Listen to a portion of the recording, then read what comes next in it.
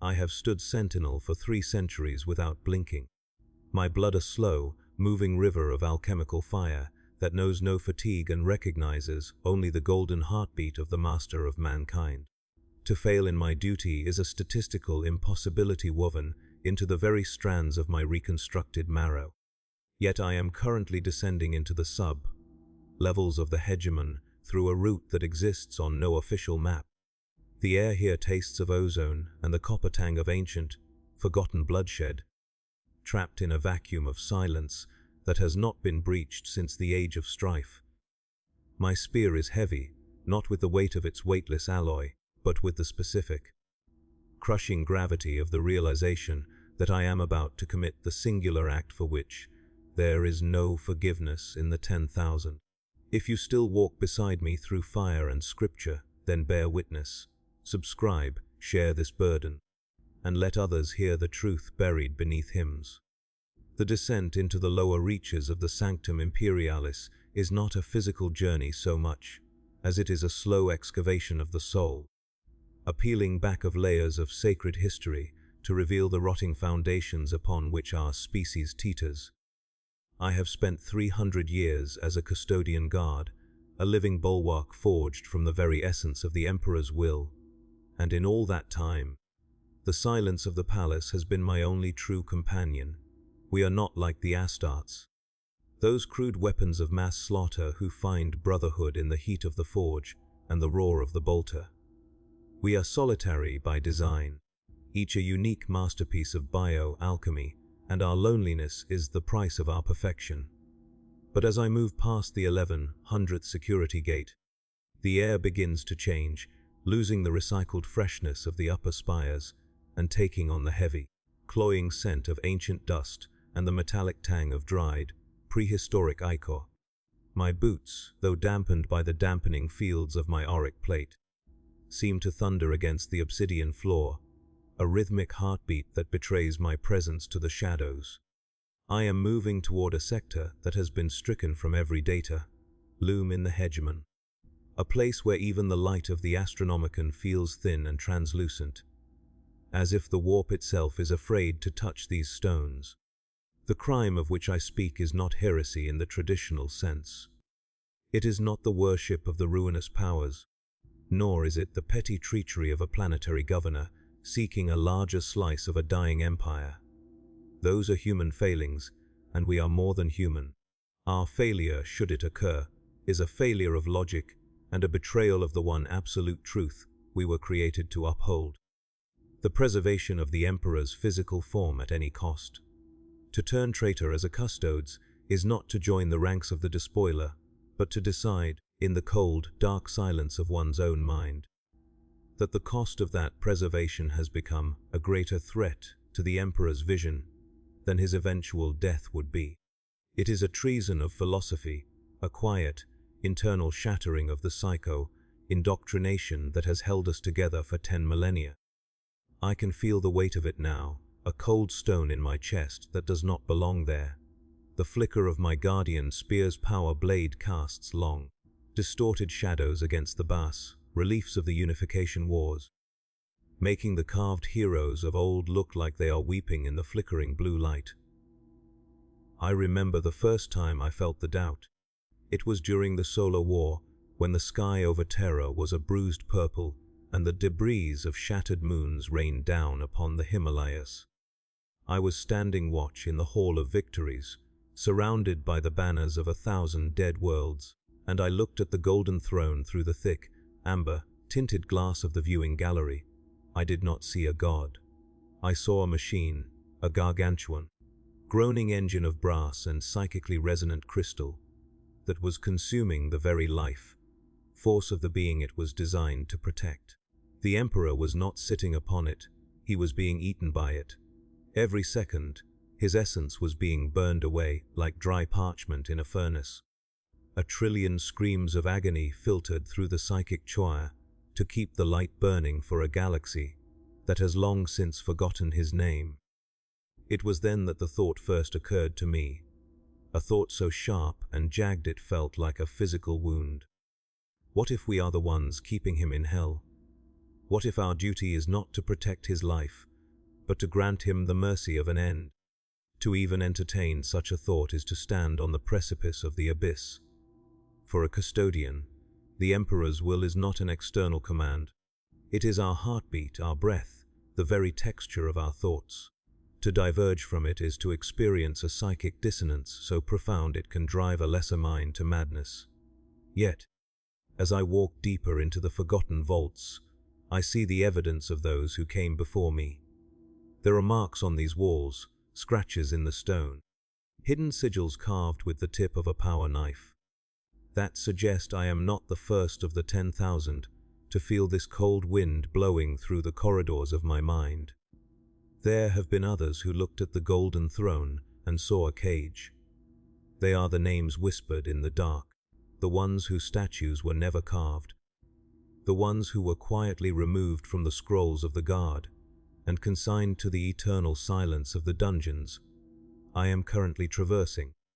The environment here is a testament to the Imperium's obsession with its own decay. Pipes as thick as a titan's leg crawl along the ceiling like rusted serpents, dripping black, viscous fluid that hisses when it hits the floor. The walls are encrusted with centuries of grime, a mixture of soot, incense ash, and the pulverized remains of the countless serfs who lived and died in these sub-levels without ever seeing the sun. There is no music here, only the low sonic thrum of the palace's heat exchangers and the occasional, distant shriek of grinding metal. It is the sound of a dying god's breath. I pass a row of statuary representing the early saints of the imperial cult. Their stone faces worn smooth by time and the acidic humidity of the lower vaults. They look like drowned men, staring up at a surface they will never reach. I am looking for the Chronos Vault. It is a place mentioned only in the private journals of Constantin Valdor, a location where the most dangerous artifacts of the dark age of technology were interred, things too volatile to be destroyed and too terrible to be used. Among them is said to be a device known as the Terminus Decree. The rumors among my order suggest that this decree is not a set of instructions for the Grey Knights, as the Inquisition believes, but a physical key, a way to shut down the Golden Throne and let the fires finally go out. To use it would be the ultimate crime. It would be the murder of the God Emperor, the extinction of the Astronomicon, and the total collapse of the Imperium of man. It would be the end of everything. And yet, as I feel the pressure in my skull increasing, a psychic resonance that speaks of ancient, uncoiling power, I find myself wondering if the end of everything is not preferable to the eternal, stagnant suffering of what we have become. My hand trembles as I reach for the next security interface. This is a biological tremor, something that should be impossible for my kind. My nerves are calibrated to the micron, my reflexes faster than a strike of lightning. But the weight of the crime I am contemplating is manifesting as a physical sickness. I can taste the iron of my own blood in my mouth, the result of my teeth grinding together as I fight the instinctual urge to turn back, to return to my post, to stand still and silent for another 3 centuries and pretend that I did not see the rot at the heart of the palace. But I have seen it. I have seen the way the High Lords of Terra bicker over the scraps of a dying dream while the galaxy burns. I have seen the way the Inquisition turns the Emperor's light into a blinding, suffocating shroud of ignorance. I have seen the face of my master, and it is a face that begs for rest. The corridor opens into a vast chamber, a cathedral of machinery that dwarfs even the great manufactorums of Mars. Huge, blackened pistons pump with the rhythm of a slow, beating heart, and the air is thick with the smell of scorched copper and sacred oils. At the center of the chamber stands a single, unadorned sarcophagus of dark, matte, black iron. It is not decorated with gold or gems. It carries no imperial eagle, no sigil of the throne. It is a secret kept even from the sun. As I approach it, the vox grill of my helmet begins to pick up a sound, a faint, rhythmic clicking like 1,000 insects scuttling behind the walls. It is the sound of time itself being measured, sliced into thin, agonizing segments by the machinery of the vault. I know that if I open this box, I cannot go back. I will be a traitor, a regicide, a monster in the eyes of my brothers. I will be the one who broke the world. But is it treachery to love the Emperor more than his empire? Is it a crime to want to save him from the throne we built for him? These are the questions that the 10,000 are designed never to ask. Yet they are the only questions that matter now. The iron taste in my mouth is stronger, a metallic bitterness that coats my tongue and makes my throat constrict. I can hear the ship vibrations from the high orbit docks echoing down through the mountain, a reminder of the endless war being waged in the stars above. A war that will never end as long as the machine continues to grind. I reach out a golden finger, the light of my spear reflecting in the polished black surface of the sarcophagus. I am the shadow that the light creates. I am the silence at the end of the song. The iron lid of the sarcophagus did not yield with the sound of a holy relic being unearthed, but with the groan of a dying world. A sound of metal screaming against metal that echoed through the hollow cathedral of the sub-levels like a physical blow. Within the darkness of the box lay no physical object, no crown of thorns or shattered blade, but a single data crystal of prehistoric design, encased in a lattice of cooling coils and pulsating psychoreactive fiber. It hummed with a frequency that vibrated the very marrow of my bones, a low-level psychic shriek that bypassed my ears and spoke directly to the reinforced synapses of my brain. This was the recorded echo of a choice, a forbidden architecture of logic that had been pruned from the Imperium's memory by the burning fires of the Horus heresy and the subsequent millennia of institutionalized madness. As I reached for it, the shadows of the chamber seemed to thicken, coalescing into shapes that shouldn't exist in the heart of the Emperor's palace, ghosts of a future that has been denied to us by the crushing weight of the present. The air in the vault became thick with the scent of ancient ozone and the dry, papery smell of desiccated flesh. A reminder that I was standing in the tomb of an idea. To hold this crystal was to hold the death warrant of the Imperium, and the physical sensation of it against my golden gauntlet was like holding a shard of absolute zero. It drained the heat from my armor, frosted the sensors of my helmet, and sent a cascade of warning runes flickering across my peripheral vision. My internal chronometer, usually a flawless ticking heartbeat of logic, began to stutter and skip, losing seconds to the temporal distortion bleeding off the device. I was no longer merely a guardian of the throne. I was a thief in the house of my father, stealing the secret of his own termination. The iron taste in my mouth evolved into something more caustic. Like the acid used to etch the names of the fallen into the black marble of the Eternity Gate, I began to walk back through the labyrinth, the crystal secured in a magnetic pouch at my hip, its presence a localized gravity well that made every step feel like a trek through deep mire. The silence of the palace was no longer a comfort, it was an accusation. Every statue I passed, every carved cherub and stone, faced Primarch, seemed to turn its head to watch my passage, their blind eyes judging the traitor who wore the Emperor's gold. I thought of my brothers, the 10,000, currently standing in silent vigil around the throne room, their minds synchronized in a perpetual prayer of defense. They would kill me without hesitation if they knew what I carried. They would dismantle me molecule by molecule, not out of hatred, but out of a sublime, programmed devotion that I had somehow outgrown. I felt a sudden, sharp pang of envy for their certainty, for the blissful simplicity of a mind that never asks, why, when the order is to stand. The route I took led through the ventilation shafts of the outer sanctum, a realm of spinning blades and roaring heat exchangers that kept the atmosphere of the palace breathable for the millions of mortal servants who inhabited its lower tiers. Here, the scale of the decay was even more apparent. I saw children born in the darkness of the pipe networks, who would never see a sky that wasn't made of lead and copper. They scuttled away from my golden light like vermin, their eyes wide with a terror that broke my heart. This was the empire we were protecting, not a dream of enlightenment, but a vast, grinding meat mill that consumed the lives of the innocent to grease the gears of a war that had no end. I passed a group of serfs ritualistically polishing a massive brass relief of a battle that happened 5,000 years ago. Their hands bloody and raw from the friction. They did not even look up as I passed. They were ghosts already, haunting the halls of a mausoleum they called home.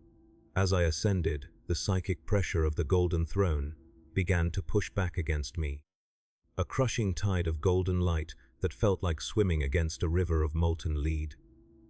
The Emperor's presence is not a gentle thing. It is a hurricane of agony, a constant, wordless scream of a being stretched across the galaxy, holding back the terrors of the warp with nothing but the sheer force of his crumbling will. The closer I got to the inner sanctum, the more I could feel the individual lives being fed into the machine, 1,000 psychers a day vanishing into the furnace of the throne. I could hear their echoes, a discordant choir of terror that served as the background radiation of the palace. It is a price we have agreed to pay, a bargain struck in the blood of the innocent to stave off the darkness for one more hour. But as the crystal at my side pulsed in sympathetic resonance with the throne, I realized that the darkness was already here. It was the throne itself. The crime of a custodes is not a loud thing. It is not the roar of a bolter or the scream of a chainsword. It is the silence that follows the realization that we are the jailers of our own God. We were created to be his companions, his defenders, his hands in the world, but we have become the bars of his cage. We have spent 10,000 years ensuring that he cannot die, even as his spirit begs for the release of the void. We have built a religion out of his suffering and an empire out of his corpse. To turn traitor is to recognize that the greatest act of loyalty we can perform is to let go. It is a paradox that tears at the very fabric of our being, a logical loop that threatens to shatter the alchemical conditioning of our minds. I felt the pressure in my skull reach a breaking point, a white hot spike of pain that forced me to lean against a corroded bulkhead, my golden armor groaning under the strain. I remembered a conversation I had once with a dreadnought of our order, a venerable warrior who had walked the earth when the Emperor still spoke with a human tongue. He told me that the greatest tragedy of the Great Crusade was not the betrayal of Horus, but the fact that the Emperor's vision was so beautiful it blinded us to its impossibility. We wanted a galaxy of reason and light, but we built it on a foundation of conquest and blood. We thought we were building a palace, but we were just digging a deeper grave. The dreadnought's Vox voice had been a low, mechanical growl, thick with the weight of centuries.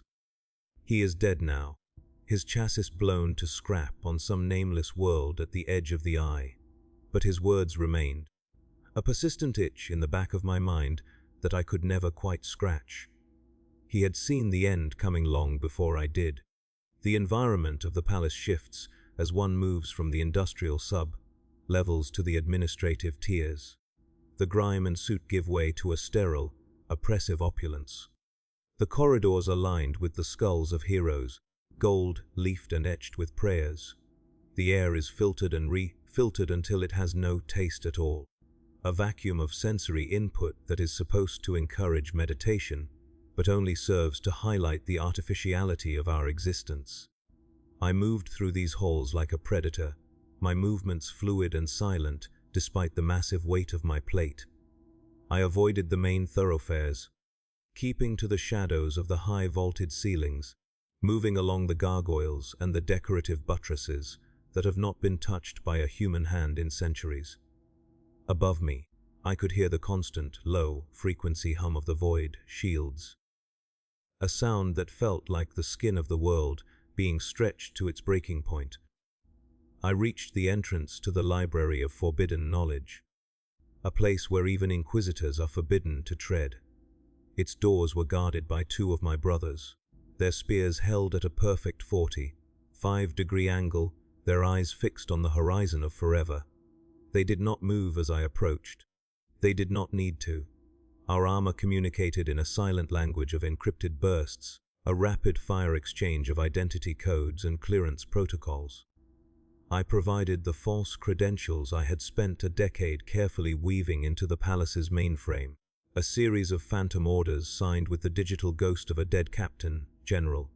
For a heart-stopping second, the internal logic of the palace hesitated. The data spirits groaned in protest, sensing the discrepancy, the lie hidden within the truth. But then, with a mechanical click that sounded like a neck breaking, the doors began to slide open. The air inside the library was ancient, a preserved sample of the atmosphere from 10,000 years ago. It smelled of vellum, old ink, and the dry rot of forgotten dreams. Rows upon rows of scrolls and data, slates stretched into the darkness, a forest of dead knowledge. This was the memory of the Imperium, the parts it had chosen to forget. Here lay the true histories of the Primarchs, the redacted logs of the First Black Crusades, and the blueprints for weapons that could snuff out stars. It was a place of immense power and profound sorrow. I walked down the central aisle, my golden light reflecting off the glass cases that held the remains of things that should have remained buried. I was looking for the cipher, the one thing the data crystal needed to unlock its final payload. The corruption of a custodian is not a rot of the flesh, but a refinement of the spirit. We are made to be the pinnacle of humanity, but in our perfection, we have become disconnected from the very people we protect. We see the galaxy as a strategic map, a series of assets to be defended or sacrificed. We have forgotten the value of a single human life in our quest to save the species. But as I stood in that silent library, surrounded by the ghosts of our past, I realized that the Emperor never wanted this. He didn't want a galaxy of slaves and zealots. He wanted a galaxy of men. And the only way to give him back that galaxy is to destroy the machine that keeps it in chains. The crystal at my side pulsed again, a warm, rhythmic throb that felt like a hand on my shoulder. It was an invitation to treason. I found the cipher, altar at the back of the library, a simple plinth of white stone that looked out of place among the Gothic excess of the palace. It was a relic from the Emperor's private laboratories, a piece of pre-imperial technology that recognized only the touch of his chosen. I placed the crystal upon the plinth, and for a moment, the world dissolved into a kaleidoscope of light and sound.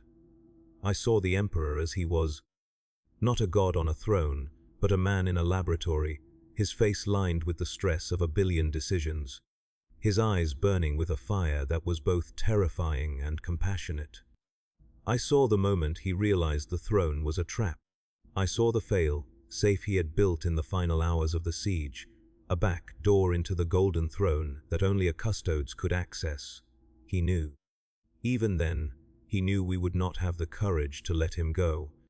The guilt hit me then, a physical weight that dropped me to my knees. I was about to kill the dream. I was about to plunge the galaxy into a night that might never end. But then, through the psychic static, I felt a flicker of something else. Not anger, not betrayal, but a profound, overwhelming sense of relief. It was a fragment of the Emperor's own will, hidden within the cipher, a message across time to the one who would eventually have the strength to be a traitor. It was not an order, but a plea. "Let me die," the echo whispered. "Let the dawn come, however cold it may be." I stood up, my resolve hardening like ceramite. The iron taste in my mouth was gone, replaced by the cold, clean flavor of purpose. I was a traitor to the Imperium, but I was finally, for the first time in my life, a loyal servant of the Emperor. The transition from the silence of the library to the active sectors of the sanctum was like stepping from a tomb into the belly of a thrashing, dying beast. My internal sensors were screaming, a frantic symphony of proximity alerts and vox, chatter that I had to manually suppress to maintain the facade of a loyal sentinel. The data crystal, now primed by the ancient cipher, didn't just thrum, it breathed. It had a rhythm that felt disturbingly organic, a counterpoint to the mechanical groan of the palace, that seemed to pull at the very atoms of my armor. I moved through the processional of the damned, a mile-long corridor where the high nobility of the Imperium waited for months just for a chance to glimpse the outer curtains of the throne room. They were a sea of velvet, lace, and rotting flesh, smelling of expensive perfumes and the underlying stench of unwashed bodies. They looked at me as I passed, a golden god moving through their midst, and they bowed until their foreheads touched the cold stone, never realizing that the being they worshipped was carrying the fire that would burn their world to ash. The air here was a thick soup of incense, and the heat radiating from thousands of biological bodies, a cloying, humid atmosphere that made the moisture collectors in my helmet work at maximum capacity. I could taste the salt of their sweat, the sweetness of their rot, and the sharp, metallic tang of the cybernetics that kept many of them alive far beyond their natural span. It was a carnival of the macabre, a physical representation of the stagnation that had gripped our species. Every one of these supplicants believed they were here to serve the Emperor, but they were only here to serve their own vanity, to be able to say they had stood in the shadow of the throne before they died. Their devotion was a hollow thing, a ritual divorced from the reality of the being who sat upon the golden throne. I felt a surge of cold, clinical disgust that I had to suppress with a series of meditative breathing exercises. A custodian does not feel anger. Yet the dissonance between the Emperor's original dream and this pathetic, groveling reality was becoming impossible to ignore. To turn traitor in this place is to become a ghost while still breathing. I was using a sequence of ghost codes and overlapping sensor, blindness windows that I had spent decades calculating, moving through the gaps in the palace's omnipresent surveillance. It was a delicate dance, a game of inches played against the most sophisticated security grid in the galaxy. Every time a servo skull drifted past, I had to align my armor's refraction plates to match the background radiation of the corridor. Every time a group of Sisters of Silence moved through an adjacent hall, I had to suppress my own soul, drawing my psychic presence into a tight, dense knot that felt like a hot coal in my chest. The Sisters are the ultimate hunters of our kind, and though they are our sisters in arms, their blankness is a weapon that can peel back the layers of even a custodian's mind. I could feel the void they carried, a cold, empty vacuum that sought to pull the warmth out of the world. And I knew that if one of them looked too closely, she would see the shadow that had taken root in my heart. The geography of the palace is a madness of overlapping errors. I climbed through a section that had been built during the age of technology, where the walls were made of a self-repairing living metal that groaned as it tried to heal the scars of 10 millennia. Then, I crossed a bridge of translucent crystal that spanned a chasm so deep the bottom was lost in a permanent cloud of toxic smog.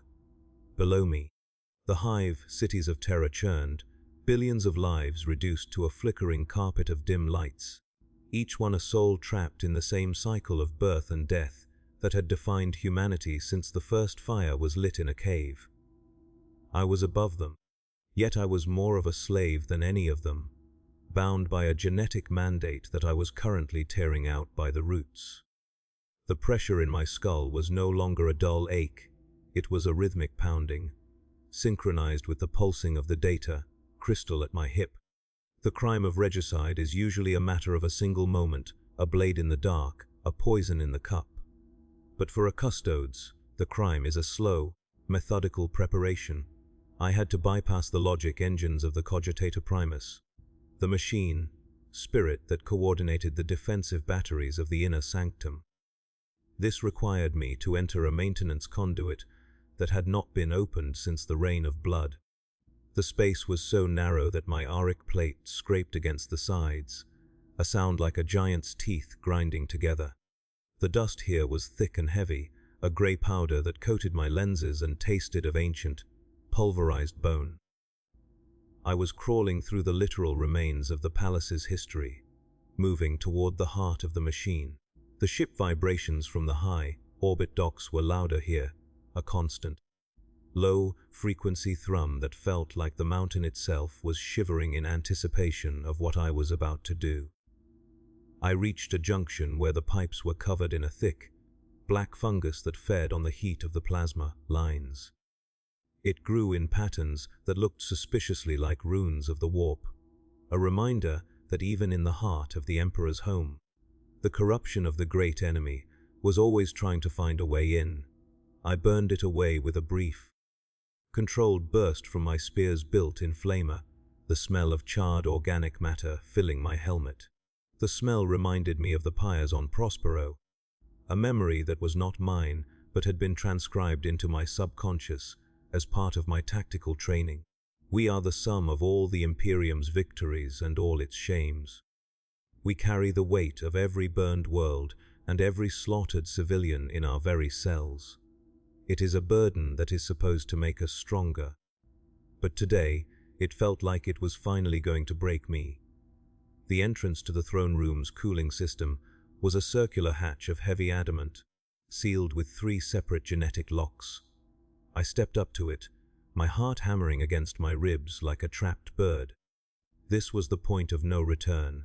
To provide my genetic sample here was to leave an indelible mark on the palace's permanent record. Even if I succeeded, there would be no hiding what I had done. I placed my hand on the first scanner, and I felt the needle prick as it drew my blood. I felt the machine spirit's hesitation, the cold, flickering intelligence of the hatch as it analyzed my DNA, matching it against the records of the 10,000. For a second, I thought it would reject me, that the very blood in my veins would turn against my treason. But the conditioning held. The lock turned with a sound like a thunderclap, and the first of the great seals fell away. I moved into the primary coolant vein, a tunnel filled with a rushing river of liquid nitrogen that glowed with a faint, ghostly blue light. The temperature dropped instantly to a level that would have shattered a mortal man into 1,000 frozen shards. Even my armor's thermal regulators struggled to compensate, the golden plates turning white with frost. I waded through the freezing slush, my movements slow and heavy. Above me, I could hear the roar of the golden throne itself, a sound that was less of a noise and more of a psychic vibration that shook the very foundations of reality. It was the sound of a star being held in a box, the sound of a god's agony being converted into electricity. Every time the throne pulsed, the coolant river would surge, a wave of liquid ice that threatened to sweep me off my feet. The crime I was committing was not just against the Emperor, but against the very idea of humanity. If I succeeded, the Astronomicon would go dark. The ships of the Imperium would be lost in the warp, flickering out like candles in a hurricane. Millions of worlds would be cut off, left to be devoured by the hive, fleets, the green tide, and the thirsting gods of the void. I was choosing to sacrifice the many for the one, a reversal of the very logic that had sustained the Imperium for 10,000 years. But as I looked up at the ceiling of the conduit, I didn't see the billions of lives I was endangering. I saw the face of the man I had seen in the library, the tired, burning eyes of a father who had been left to rot in a machine of his own making. I saw a being who had been denied the one thing every human being is entitled to: an end. I reached the primary intake manifold, a massive, spinning turbine that drew the heat away from the throne's power core. This was the place where the data crystal had to be inserted. The turbine was a blur of silver steel, spinning so fast it created a localized vacuum that pulled at my armor. I could see the sparks of static electricity jumping between the blades, a constant, flickering web of white light. I took the crystal from my hip, and for a moment I just held it. This small, cold object was the end of the world. It was the terminus decree, made manifest. A virus of logic that would tell the Golden Throne to stop. It would tell the machine that its task was complete, that the Emperor was finally allowed to fall silent. The doubt came back then, a cold, oily sensation that slithered through my mind. What if I was wrong? What if the Emperor's suffering was the only thing keeping the galaxy from being swallowed by the warp. What if my mercy was actually the ultimate victory for the ruinous powers? I could hear the whispers in the dark, the mocking laughter of things that lived in the spaces between stars. They wanted me to do this. They wanted the light to go out. I gripped my spear so hard the metal of the haft groaned. I was a Custodes. I was built to be the ultimate arbiter of the Emperor's will, and if the Emperor's will was to die, then who was I to deny him? The paradox was a physical pain, a tearing sensation in my brain that made me slump against the cold, frosted wall of the manifold. I remembered the taste of the air in the upper spires, the incense, the ozone, the smell of a god's breath. And then I compared it to the smell of the lower vaults, the rot, the soot, the smell of a dying species. The Imperium was already dead. It just hadn't stopped moving yet. It was a corpse empire, held together by the sheer, agonizing will of a corpse king. By keeping him alive, we were keeping the galaxy in a state of permanent, shrieking decay. We were the ones who had turned his dream into a nightmare. I looked at the data crystal, its green light pulsing like a heartbeat. It wasn't a weapon of the enemy, it was a gift. It was the final act of a father who loved his children enough to let them go, even if it meant they would have to face the dark alone. I moved toward the turbine, my golden armor clashing against the steel of the intake. I could feel the heat from the power core now, a wall of radiation that made my skin blister beneath my undersuit. The pain was a clarity, a white, hot focus that burned away the last of my hesitation. I reached out with the crystal, my hand steady despite the roaring vacuum and the crushing psychic weight of the throne above. I was a traitor. I was a murderer. I was a loyal son. I thrust the crystal into the heart of the turbine, and for a second, time simply stopped. The roaring of the blades, the thrum of the machine, the screaming of the choir, it all vanished into a single, absolute silence. Then the world began to scream, not with sound, but with a psychic shockwave that threw me back against the conduit wall with the force of a thunderbolt. I saw the golden throne flicker. I saw the light of the Astronomicon dim, a momentary stutter in the heart of the galaxy. In that second, every psyker in the palace died, their brains cooked in their skulls by the sudden, violent feedback. I felt the Emperor's presence shift, a massive, tectonic movement of a spirit that had been frozen for 10 millennia. He was waking up, not to rule but to leave. The iron taste in my mouth was back, but it was mixed with the taste of gold, a rich, heavy flavor that filled my lungs and made me weep. I had done it. I had committed the one crime that mattered. As I lay in the freezing slush of the coolant vein, my armor shattered and my spear broken, I heard a voice.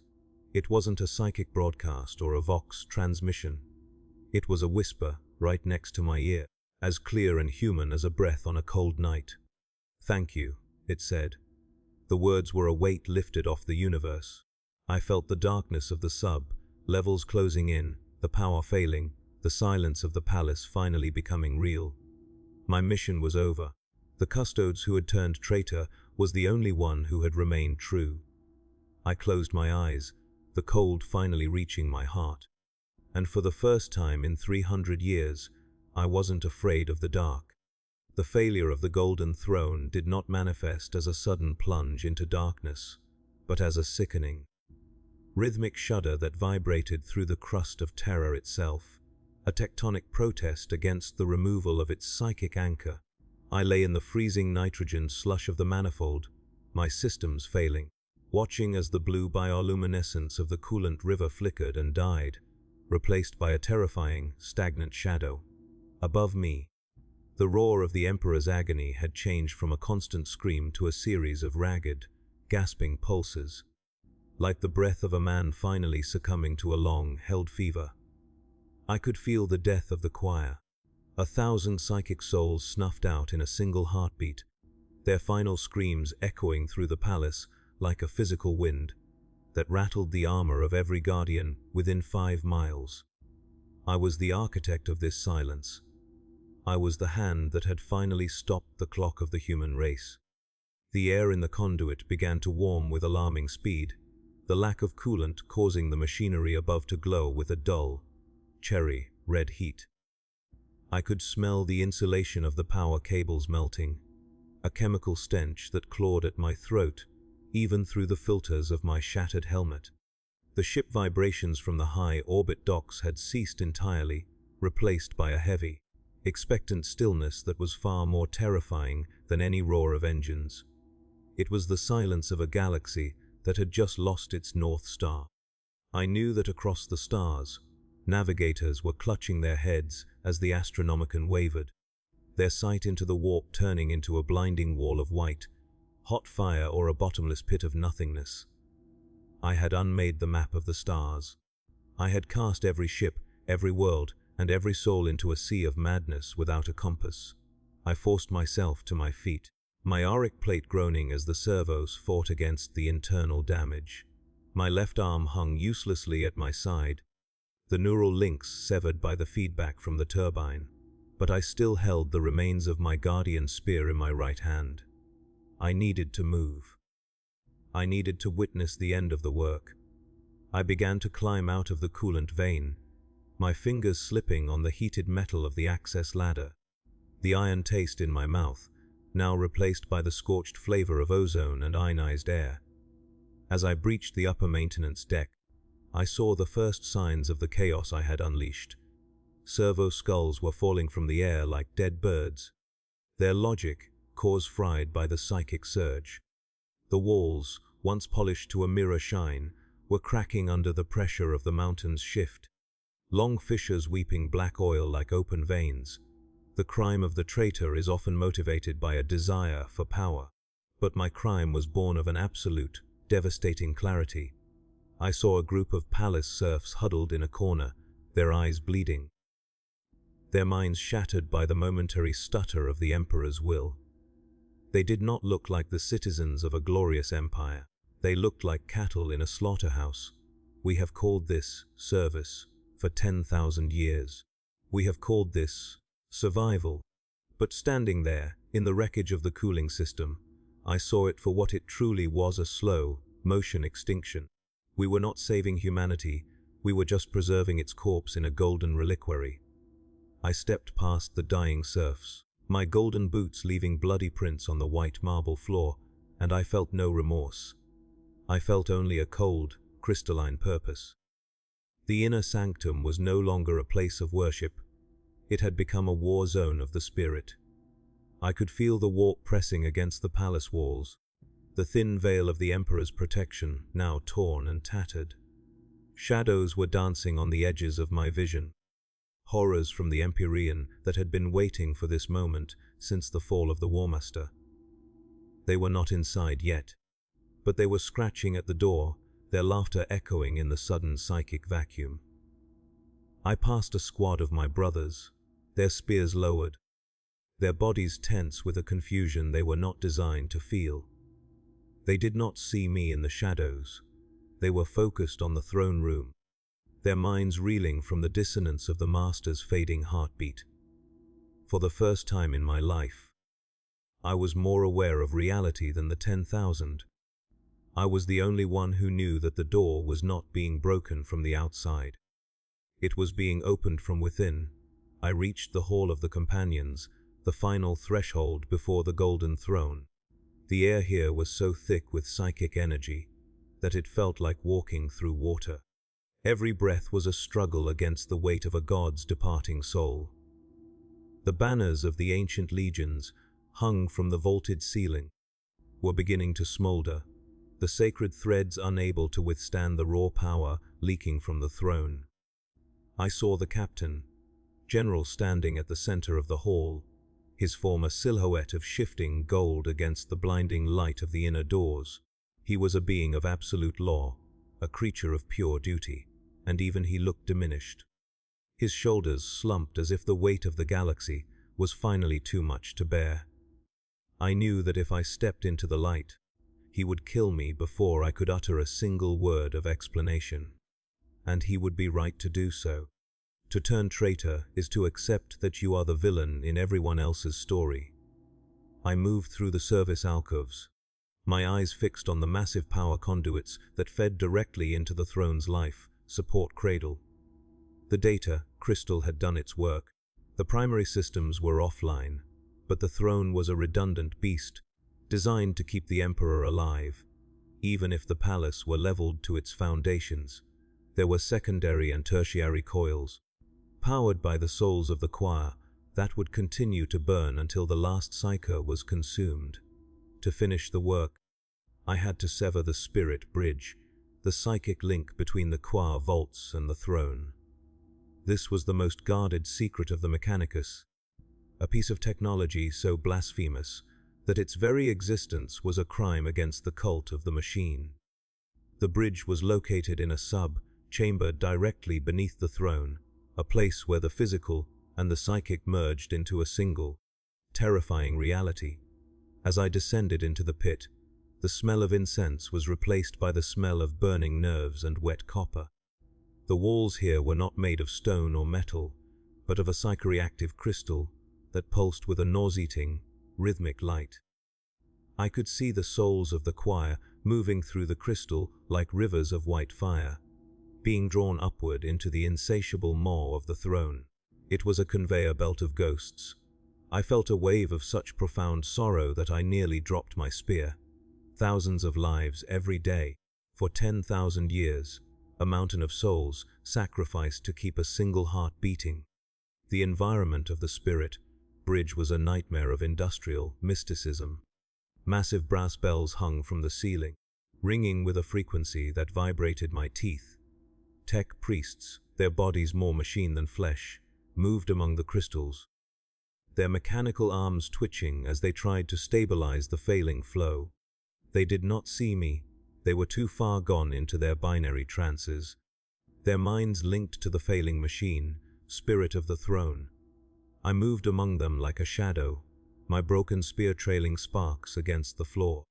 I reached the central crystalline pillar, the anchor of the spirit bridge, and I saw the face of a young girl trapped within the glass. She was a psyker, perhaps 12 years old, her face frozen in a permanent expression of silent agony. She was the current, fuel. I realized then that the one crime was not just the act of turning traitor, it was the act of noticing the cost. A custodes is designed to overlook the cost. We are designed to see the species, not the individual. But as I looked at that girl, I saw the Emperor's failure. He had wanted to lead humanity into a new age of evolution, but he had ended up consuming its future to prolong his own past. I raised the remains of my guardian spear, the power blade flickering with a dying, desperate light. I didn't hate the Emperor. I didn't hate the Imperium. I just couldn't bear to look at that girl for another 10,000 years. I struck the crystalline pillar with every ounce of my genetically enhanced strength. The sound of the crystal shattering was not a loud noise, but a sudden, absolute absence of sound. The white fire of the souls didn't explode, it simply stopped flowing. The girl in the glass vanished, her expression finally softening into peace as her essence dissolved into the void. The tech priests around me collapsed like puppets with their strings cut, their mechanical systems seizing as the psychic power they were channeled vanished. Above us, the golden throne gave a final, gargantuan shudder, a sound of ancient metal finally giving up the ghost. I felt a sudden, terrifying lightness in the air, a sense of a great pressure being released. The wind that had been howling through the palace died down to a whisper. The iron taste in my mouth was gone. For the first time in 3 centuries, I could taste the air, real air, cold and sharp and smelling of the coming storm. I looked up through the cracks in the ceiling, and for a fleeting second, I saw the stars of Terra, clear and bright. Through the smoke of the burning palace, they looked different. They didn't look like targets or assets. They looked like possibilities. I knew that the darkness was coming. I knew that the galaxy was about to enter a period of suffering that would make the heresy look like a minor skirmish. But I also knew that for the first time in 10 millennia, humanity was truly awake. We were no longer being watched over by a corpse, God. We were on our own, I sat down among the shards of the spirit bridge, my golden armor now a dull, tarnished gray in the dying light. I could hear the sounds of fighting in the distance, the first of the palace guards, realizing what had happened, the first of the daemons breaking through the thinning walls. They would be here soon. They would find me, the traitor in the gold, and they would exact a price that I could not even imagine. But I wasn't afraid. I had given my father his death. I had given my species its freedom. I reached up and unlatched my helmet, letting it fall to the floor with a heavy, final thud. I took a deep breath of the cold, smoky air, and I waited for the end of the world. The pressure in my skull was gone. The rhythmic thumping of the machine had stopped. In its place was a vast, beautiful silence. I thought of the Emperor, no longer a prisoner of the throne, but a spirit free to roam the stars he had once tried to conquer. I wondered if he was angry. I wondered if he was proud. But mostly, I just wondered what it would be like to see the sun rise on a world that was no longer an empire. The first of the black shadows began to crawl over the lip of the pit, their eyes glowing with a malevolent, hungry light. I picked up the jagged remains of my spear and stood to meet them. I was a traitor, a murderer, and a regicide, and as the darkness closed in, I realized I had never been more of a Custodes than I was in that moment. The darkness that flooded the chamber was not merely an absence of light, but a physical weight, a thick and oily tide that smelled of sulfur, old blood, and the wet, rot, sweet breath of the abyss. As the golden throne fell into its final, irreversible slumber, the reality of the palace began to fray at the seams. I stood at the center of the shattered spirit bridge, my golden armor now a dim, tarnished shadow in the encroaching gloom, watching as the first of the Neverborn clawed their way through the skin of the world. They were spindly, multi-limbed horrors, their bodies composed of shifting smoke and jagged bone, and they chattered with a sound like glass grinding against teeth. Behind them, the air rippled like water, revealing the true scale of the catastrophe I had invited. The warp was no longer a distant ocean, but a localized flood, pouring into the heart of the Imperium through the wound I had torn in its side. The iron taste in my mouth had been replaced by the dry, chalky flavor of ash. Above me, the great bells of the palace were beginning to toll, a discordant, mournful sound that signaled the ultimate emergency, the sounding of the final trumpets. I could hear the rhythmic thud of heavy boots on the decks above. My brothers, the 10,000, coming to reclaim the throne room, their golden plate shining with the desperate light of a dying sun. They would find the wreckage of the machine, the cooling bodies of the choir, and the traitor who had caused it all. I felt a strange, detached curiosity about who would be the one to end me. Would it be the captain, General himself, his eyes burning with the cold fire of betrayed duty? Or would it be a simple guardian, a brother I had shared a century-long watch with, striking me down with the same mechanical efficiency with which we had once defended the gates? I gripped the broken shaft of my guardian spear, the weight of it familiar and grounding in a world that was rapidly losing its physical consistency. The first daemon leaped from the shadows, a blur of elongated claws and needle-sharp teeth. I didn't think. The thousands of hours of combat drills took over, my body moving with a fluid, lethal grace that the alchemical fires of my creation had perfected. I swung the jagged end of the spear in a wide arc, the broken edge catching the creature in its midsection and venting its foul, purple ichor across the white marble. The beast dissolved into a cloud of stinging flies before it even hit the ground. But there were dozens more behind it, a carpet of chattering nightmares pouring from the fissures in the walls. I was a single golden island in a sea of black, and for the first time in my existence, I was fighting without the psychic warmth of the Emperor at my back. The environment around me was transforming into a surreal landscape of industrial horror. The brass pipes of the coolant system were turning into giant, pulsating intestines that leaked a corrosive, green bile. The statues of the saints along the walls were weeping blood, their stone eyes following my movements with a malevolent intelligence. The very floor beneath my feet felt soft and spongy, like walking on the tongue of a giant. This was the true face of the galaxy, without the Emperor's light, a chaotic, predatory reality where the laws of physics were merely suggestions.